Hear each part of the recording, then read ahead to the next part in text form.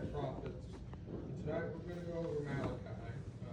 If you want to follow along, you just go to Matthew and go back a few pages. He's the last book of the Old Testament. This book here, most of it is spoken in the first person. So God came to Malachi and spoke to him in the first person, and Malachi wrote it down as if God was speaking. See, at this time, the children of Israel, they were content. Their temple was rebuilt. They were told to build a wall, and that's exactly what they did. They felt content. They had everything that they thought they needed. And once we start feeling comfortable, as we can look around today, we have the comforts of the modern world. We no longer have war. We no longer have a depression. We no longer have famine. We no longer have these things that we once looked upon God. We kind of forget about God. We kind of forget what God has done for us. And that's exactly what God is speaking to these people here. See, he gives them an answer. He gives them a question, and then he answers it. And it's kind of sarcastic if you read it that way, the way he answers them. We're going to go over probably the whole book here tonight, but I'm going to point out a few places, so if you want to just keep it open and next to you. Right now we'll start in the second verse of the first chapter. And God is speaking, he said, I have loved you, saith the Lord. Yet ye say, whereon has thou loved us? Was not Esau's Jacob brother, saith the Lord, yet I love Jacob. So right there, he's already getting smart with them. He's saying, I loved you people, and yet you answer saying, well, how have you loved us? And I've been guilty before saying, well, Lord, how have you loved me? How have you done this? If I'm going through these times, look at all these bad things that's happened to me. And yet you say you love me. And yet we look at the world and everyone claims to love God. Everyone goes out and say, well, I'm a Christian. They share it on Facebook and say, I love God, I love Jesus, I love my neighbor. But then yet those things that start happening, that's the first one to go is that love. We went over it on Sunday school, how quick that love is to disappear from us. And that's exactly what these people were. They were content in what they had, and when God said, I loved you, and then, well, how do you love us? We ain't got everything. We still have people far off in the kingdoms that still want death upon us. We still have those people far off that want to bring harm to us, yet you still say that you love us, yet we aren't fully rich in the kingdom, yet there's still famine, there's still people going on, there's still things going on, yet you say you loved us. Yet that's the thing people say that try to disprove God. If there's a God, how come he lets those bad things happen? Where's the loving God of the ones that are starving in Africa? And that's exactly what this world tries to do. It tries to take the love of God. The love of God is right behind me, is shown. The one that he died, he sent his son to die on a cross for us. The greatest sacrifice that we could have ever have gotten. He gave to us freely, whosoever will. But then we'll sit there and say, God, how do you love me? Amen. You don't really show me your love the way I think you should. But yet his son took my sins and died on the cross for the whole world so that he could love us even more. But yet we sit there and say, God, I don't really know how you love me. And then we'll continue on and go on down to the 6th verse there. A son honoreth his father, a servant his master. And then if I be a father, where is my honor? And if I be a master, where is my fear, saith the Lord of hosts. And right there is exactly it. If he is our father, if he's our master, where's our praise? Where's our fear of God? We went over that a couple months ago in Sunday school. But where the fear of God is, it's absent in this world today. God is no longer something we fear. God is our friend. He's our buddy. There's no chastisement in my God. There's no pain in my God. There's nothing that's going to hold you back in my God. If you come over to my church, it's just lovey-dovey. Come as you are and we'll leave as you are. You ain't got to change in this church because God doesn't want you to change. He never asked you to change. My Bible tells me that there's going to be a lot of change inside of me. Not because of what I've done, but there's going to be something that enters inside of me that changes me. That fear is going to be that loving fear. I'm not going to go out and worry whether God's going to strike me dead. But if he does, I know that it's righteous and I know that it's just. Whatever he does, that's not the fear that I have. It's a fatherly fear. It's a fear knowing that this God is the creator of the universe. He brought my life and he can take my life out of it. He brought everything around me. He's given me my breath and he can take it away from me. That's the fear that I have. It's not fear that I wake up in the morning whether I'm going to die or whether I'm going to live. I don't care whether what happens. I know where I'm going to go. The fear isn't there. The fear I wake at night where I lay my head on a pillow, I'm not worried about what's going to happen tomorrow. It's going to happen tomorrow. Let tomorrow be tomorrow. But yet he goes on.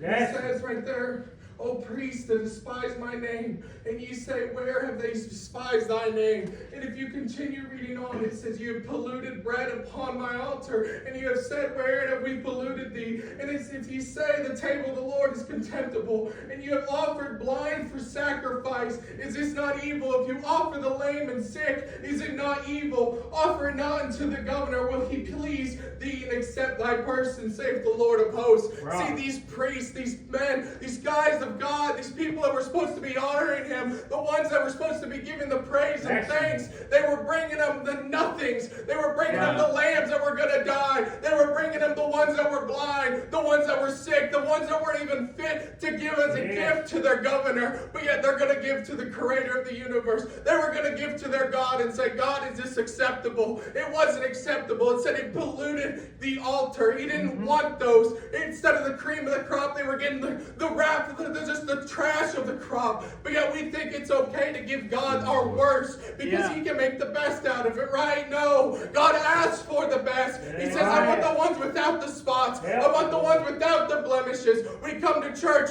We try to give them a little bit. We try to just come a little bit and say, Lord, I'm going to give you all that I think that you deserve. I think I'm just going to give you a one song, even though you're asking 3 from me. I think I'm just going to give you one thing of praise when you're asking more of me.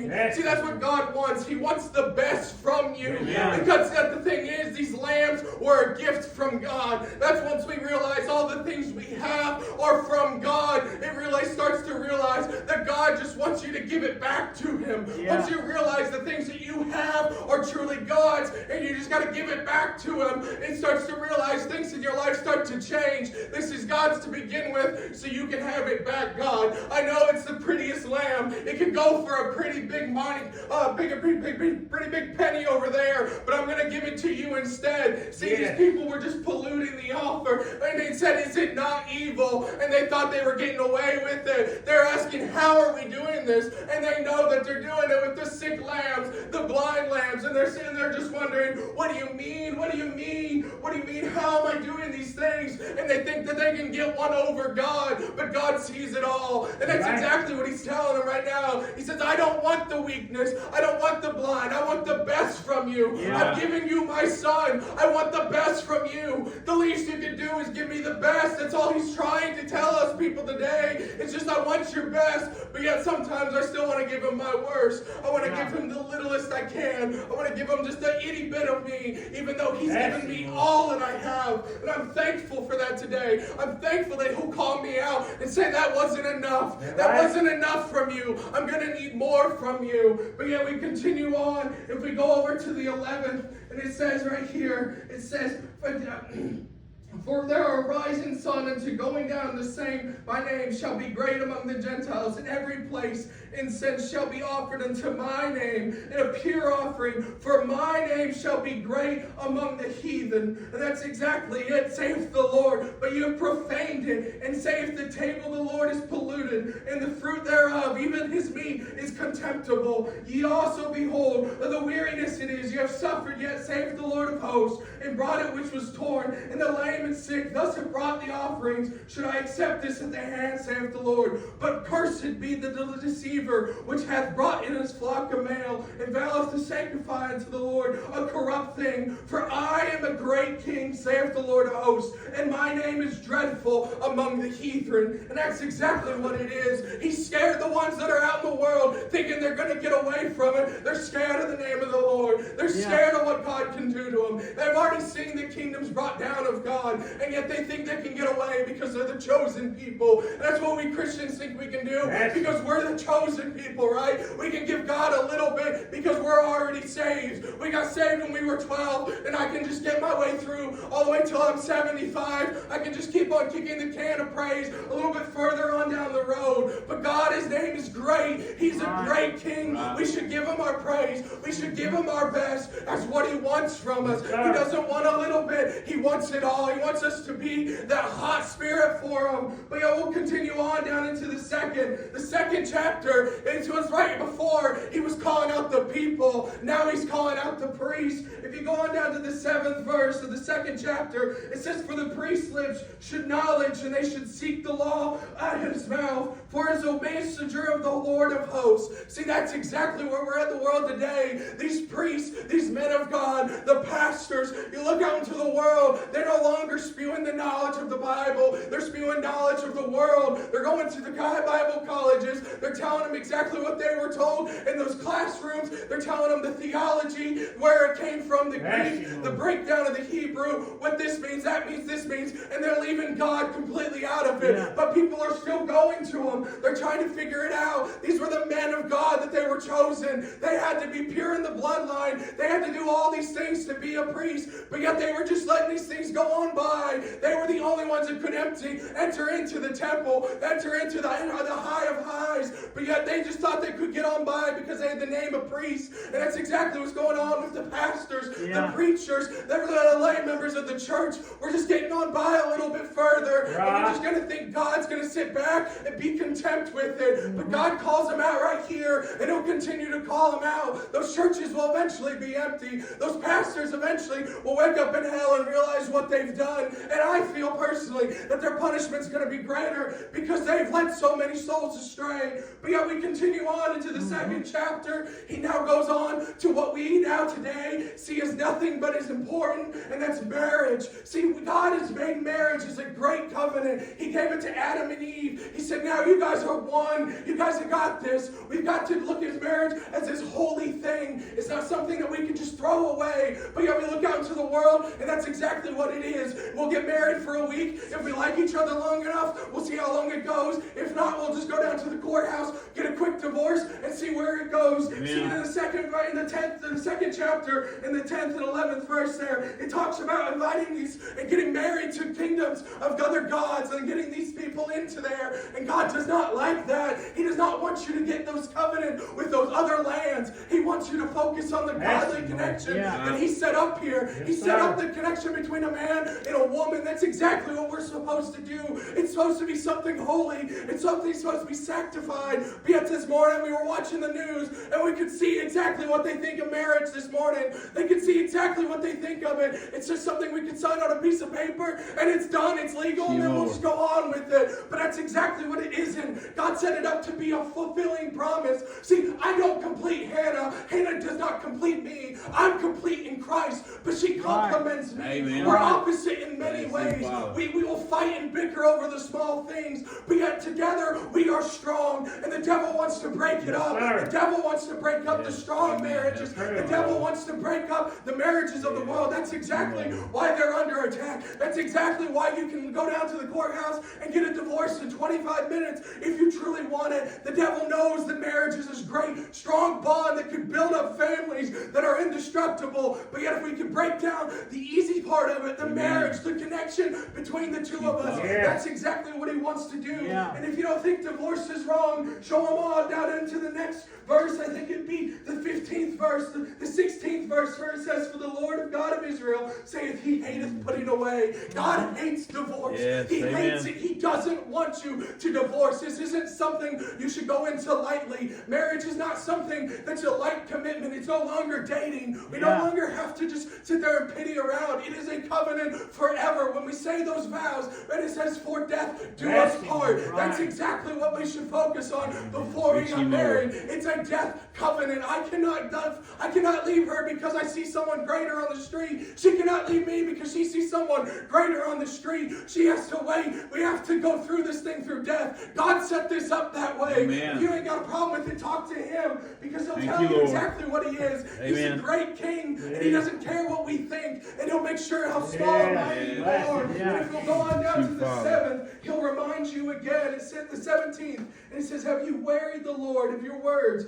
Yet ye have say, wherein we wearied Him. When you say, everyone that doeth evil is good in the sight of the Lord, and right there is it. When we go out to the world and say everyone is doing bad, it's good. Evil's no longer a thing because it's no longer a law. You ain't got to worry about it. It's good. And that's exactly what angers this Lord. Angers the Lord. It's exactly what it is. We no longer see evil in the things. Abortion's no longer evil. We can't just take the life of a newborn and look at it as evil. It's okay. It's a mother's choice. We cannot look at each other and say that that's wrong, and if we just go on with the world, that's exactly what's wrong with this world, and it grieves God. It says, well, delight in them. Well, where is the God of judgment? One day this God of judgment they worry about is going to come, and they're going to get their judgment, and I cannot wait for them to sit there and say, well, the science said that it's not a baby until this long, and God said it is a baby because I say it is a baby. It is evil because I said it is evil. It is this because I am the great and mighty God. I am the great and mighty King. You don't make the rules here. I make the rules, and you follow them. That's exactly what he's telling them. You think you can get away with it because the priests have told you can get away with it. You think you can get away with it because the world has told you can get away with it. You think you can do this because it's been so long since a messenger has come to you people, but you can't get away with it. God has set this up from the beginning, and it will go on until the end of time. It doesn't matter how long you think it is. It's been 2,000 years. It's not what God meant. It's not what God meant because of this. If it's in this book, it's what God meant. God meant exactly what he wrote down here. It's not a very hard battle. And right here into the 3rd chapter, this is the hard thing it took for me. See, God doesn't like being robbed from. You see, if we go on to the 3rd chapter, into the 8th verse, it says, will a man rob God? Yet you have robbed me. But ye say, wherein have we robbed thee? In tithes and offerings. See, that's exactly it. He spoke volumes to me. Am I really giving God what I'm supposed to give to God? It goes back to those offerings before. Am I giving him my true 10%? Is it truly 10%? Or is it my 10% with my numbers fixed and followed? Is it 10% because I say it's 10%? Or is it 10% because I think it is? God truly doesn't. It was set up before the law. You go through the book, Abraham, what's a T tithe. You can go through before the law was written, Abraham tithe. So you can't just say that's old law. That's not what we're supposed to do. That's the old times. You can do whatever you want to do. But it says right here, are you going to rob God? It took a lot of time for me to sit there and think, am I robbing God? Am I robbing God? He's the one that gave me the money, but yet I think I can hold it back from him. I think I can hold this extra $20. What's he going to do with $20? What's he going to do if I need it more than God needs it? But yet it says right here, if you continue reading on, it says down in the 10th, bring ye your tithes into the storehouse, that there may be mine meat in my house, and prove me wherein, saith the Lord of hosts, if I will open the windows of heaven and pour you out a blessing that you shall receive, that you shall not be room enough to receive it. That's exactly it. It's not you give $10, you get $1,000 in return. That's not what he's saying. It's not sowing 10% and you get 100% return. He's saying your blessings, you'll not be able to receive it. Just give back to the Lord what is the Lord's. Give him the cream of the crop. Give him the praise that he deserves. See, these people, they were hungry. They were searching for something, and they were searching in the world, and the world told them what to go for. The world told them that they could get away with it, that the God's no longer there, that God has changed. God is accepting this now. God's accepting that now. God no longer worries about your sin. God no longer does this. See, my Bible tells me he's the same yesterday. It'll be the same today. It'll be the same forevermore. And I'm not worried about what those people in the past did. I'm not worried about what you're doing in the future. What I need to focus on is what I'm giving my God. Am I giving him the honor? Am I giving him the respect? Am I treating him like my father? Am I treating him like my master? Am I treating him like my friend? Or am I treating him like a phone call, a get out of jail call, a Make-A-Wish Foundation, that I just call on him when I need something, whenever I need it? And I don't really look on him and say, Lord, what do you need from me? There's no returning things from this. Lord, I need you to do this for me. And I wait 1 minute. I don't need you to tell me what you need me to do. I got a list of things you need to do for me first. But yet we rob him of all the things because yet we think we're greater than God. And that's exactly what these people did. And he said, do all these things. Don't do any of these things. I'll curse you. I won't curse you. Find out what's going to happen. But he said, turn back to me. Focus on me. And that's exactly what these people are supposed to do. And it was 400 years between this book and Matthew. And what was happening in those 400 years? From what I remember, it was quiet. There was no great men of God. There was no great prophets to come. There was nothing. Why do you think that is? Do you think it's because they were all communicating with God? I don't think so. I think it's because this man came and told them what to do and they didn't like it. It didn't sit well with them. I thought, no, I'd answer God. I give him not the sickest sheep. I keep the sickest sheep for myself, but I give him the second sickest sheep. See, I don't give him the worst. I give him the second worst. So I'm better than those that give him the worst. And then God disappeared. He left him there, and then came a Savior. He knew we couldn't do this alone. He saw the evil that was fulfilling this world. He saw the evil that was in this world and said, all right, son, it's your time to go. And that's exactly what happens. See, as we go through, I think God's going to send us through all 12 of them, and I'm thankful for it. But I'm thankful that this was the one he chose today, because that's exactly how we'll answer God. People sit there and say it's a little bit sarcastic, but that's how I would answer God. It truly is sometimes. If God were saying, you say that I love you, but how?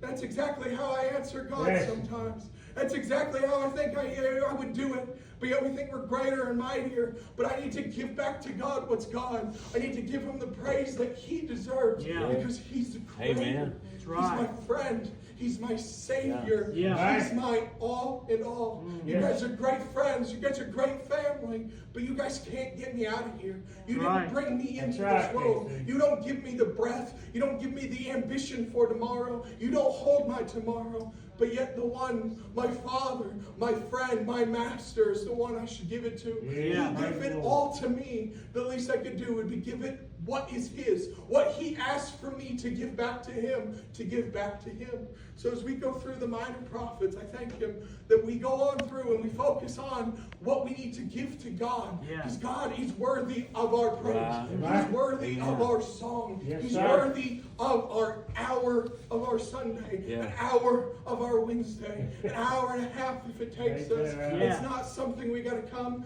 check a box and say, God, I did what you need me to do. I'm out till next week. It's exactly what we need to do is focus on him all week. And we grow closer with him. Listen to him. He'll open it up to you. That's right. I heard an old